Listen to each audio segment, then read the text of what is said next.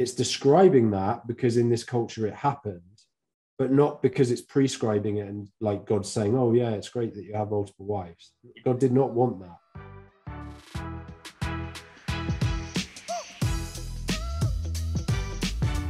Welcome to the Bible in 1 Year podcast, brought to you by two Brits and a Bible. Today's say 65, and we're covering Deuteronomy 21, 22, and 23. In Deuteronomy 21, Moses speaks to Israel about laws regarding mystery deaths, marrying captive women, firstborn inheritance, and rebellious sons. In Deuteronomy 22, Moses speaks to Israel about laws regarding lost property, various household rules, virginity, engagement, marriage, and sex. And in Deuteronomy 23, Moses speaks to Israel about laws regarding entering God's assembly, sanitation, money, and property.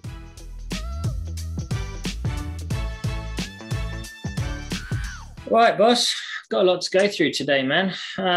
Yeah, especially you. Yeah, I wanted to start with a brief throwback, which I now feel like I don't have time for, but I just spotted it on our notes, so I feel like I should say it. It's just a throwback to Deuteronomy 20, where the army is like going into battle, and they're basically saying, if you have a house that you've not lived in, a vineyard you've not drunk from, a wife you've got to have sex with yet, if you're a little bit scared, if you don't feel like it, if you didn't cut your toenails this morning, like, you can just jog on home and the rest of us will fight. It's like, oh yeah, I don't want to die today. All right, mate, have a, like, just crazy. I guess it's just trusting in God, but also reminded me of 300.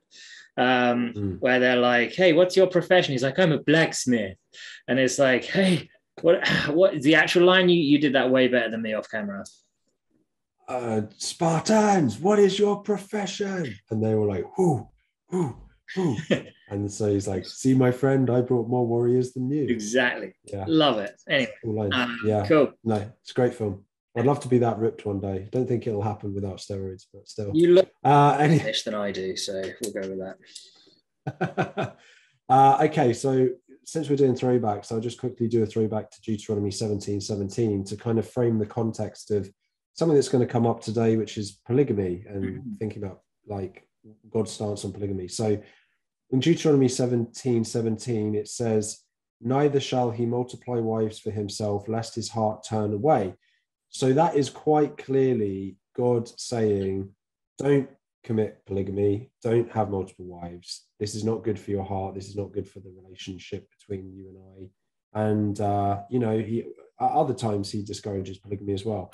The reason I think that's important is there's lots of stuff, as well, Frank Turek talks about how the Bible is often descriptive, not prescriptive. Yeah. So it describes a lot about what you're supposed to do if you have multiple wives.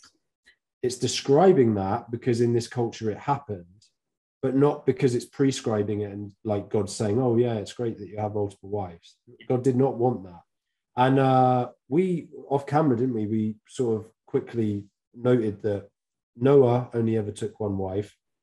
Moses only ever took one wife. I'm stretching here. I think Aaron only took one wife. I might be wrong about that. I'm not sure. I don't remember it stating one way or the other, but he was busy doing everything else. He wouldn't have time for more. Yeah. Plus being just jealous of Moses' fantastic hamstrings. He's dead now and you're still going on about it. I know he is. Lots of throwbacks. He's still chatting. This section is.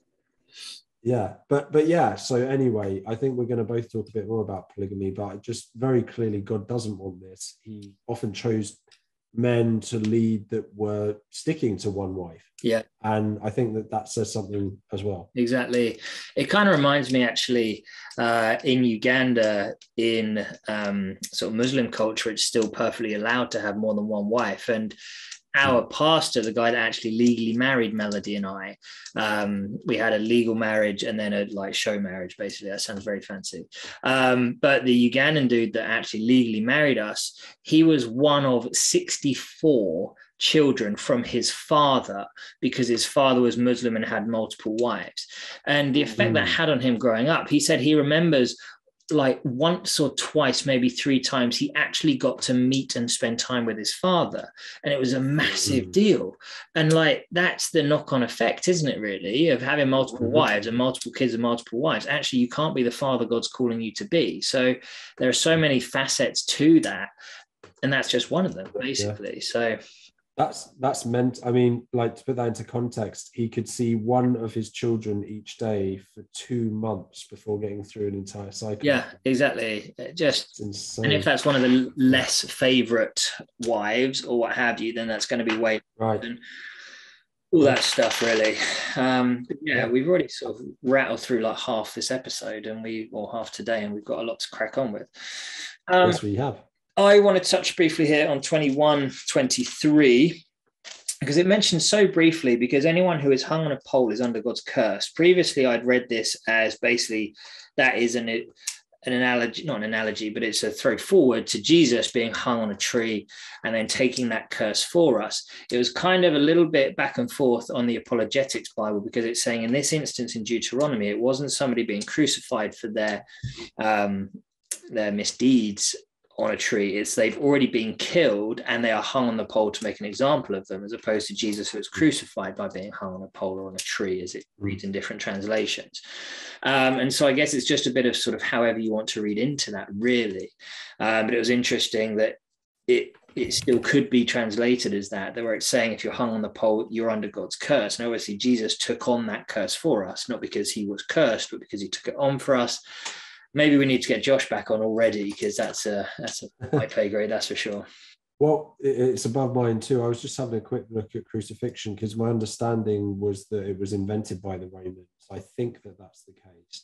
So it's just kind of interesting, like, you know, you think about God's plan is perfect, right? So, you know, the Israelites had this kind of connotation of the humiliation through that, and they would have observed that in Jesus. And then the Romans had crucifixion as another way of shaming people and also killing them. Yeah. So that would have been what the Gentiles would have seen. And so it's kind of this merging of the two cultures, which is something that Jesus was sort of all about, right? Was saying, look, I didn't just come back for the Jews, I came back for everyone. This kingdom is for everyone. True. So I think there's a lot in that. I just, one other thing I'll add in here, really, Deuteronomy 22, generally, it just repeats over and over again. You must purge the evil, you must purge the evil, you must purge the evil.